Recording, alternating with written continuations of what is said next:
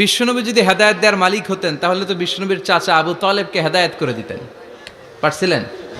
যেই চাচা আবু তালেব বিশ্বনবীকে সবসময় শেল্টার দিয়েছে, বাবার মতো লালন পালন করেছে, সে আবু তালেবের কপালে হেদায়েত জোটে নাই। ইন্তেকালের সময় বিশ্বনবী বারবার বলছিলেন, চাচা একবার বলেন আশহাদু আল্লা ইলাহা ইল্লাল্লাহ ওয়া আশহাদু আন্না মুহাম্মাদ রাসূলুল্লাহ, একবার বলেন, বাকি বিতর্ক করার দায়িত্ব আল্লাহর সাথে আমার।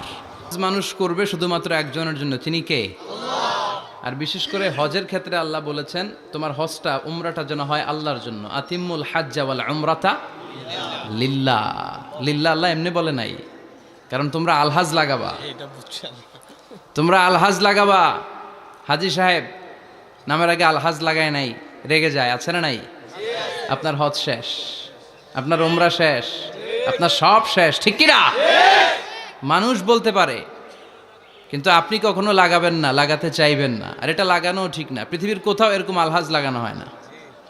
আমরাই শুধুমাত্র নামের আগে আবাদতের কথা জুড়ে দেই। আমি কোন আবাদত করছি এটা আপনাকে এরকম কেন?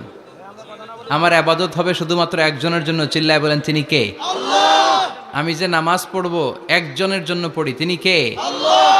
আপনি আল্লাহ ছাড়া অন্য কারো সন্তুষ্টির জন্য যদি কোনো আবাদত করেন সেটা কবুল হবে? চিল্লায় বলেন।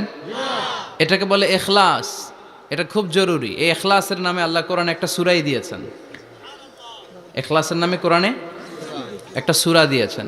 তো শুধু আলহাজ লেখছেন কেন? আমি কি নামাজ পড়ি না? তো আল মুসল্লি লাগান নাই কেন? লাগানো দরকার ছিল আল মুসল্লি, আলহাজ, হ্যাঁ, আল মুজাক্কি, আস-সায়েম, মিজানুর রহমান আল আজহারি। আমি তো রোজাও রাখি, তো সায়েম তো লাগান নাই। মুজাক্কি, যাকাত আদায়কারী, এটা তো লাগান নাই। মুসল্লি মানে সালাত আদায়কারী, এটাও লাগায় নাই। লাগাইছে কি? আলহাজ। তো এগুলো থেকে আমাদেরকে বেরিয়ে আসতে হবে, এটা ঠিক না। আপনি ইবাদত করবেন আল্লাহর জন্য, আর গোপন ইবাদত, গোপন সাদাকা, গোপন দান আল্লাহর রাগকে কমিয়ে দেয়।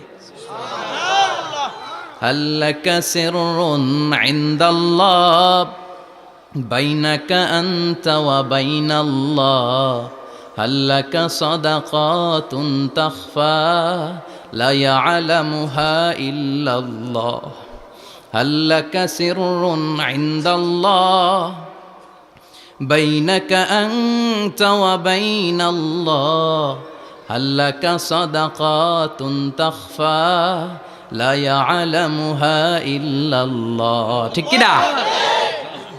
তোমার কি এমন কোনো ইবাদত আছে যেটা আল্লাহ ছাড়া কেউ জানে না? তোমার কি এমন কোনো গোপন দান আছে যেটা আল্লাহ ছাড়া কেউ দেখেনি?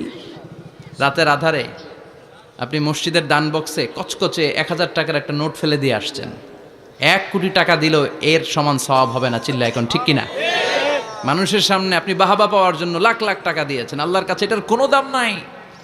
আর আপনি শুধুমাত্র কেবলমাত্র আল্লাহকে দেখানোর জন্য 1টি টাকা দান বক্সে দিয়ে এসেছেন, কিয়ামতের ময়দানে সেটাকে আল্লাহ তাআলা উহুদ পাহাড়ের সমান উঁচা করে আমল নামায় ঢুকায় দিবে। বিষ্ণু বললেন, কামা তুরাব্বি ফুলুওয়াহু, ওটের যে মালিক, ওটের বাচ্চা হলে তিনি খুশি হয়ে যায়। যিনি গাভী পালে, গাভীর বাছুর হইলে মালিক খুশি হয়ে যায় না? এই বাচ্চাটারে যেমনি পেলে পুষে বড় করে, আল্লাহ বলে তোর ওই 1 টাকা ছিল, দানটা ছিল কয় টাকা? 1 টাকা।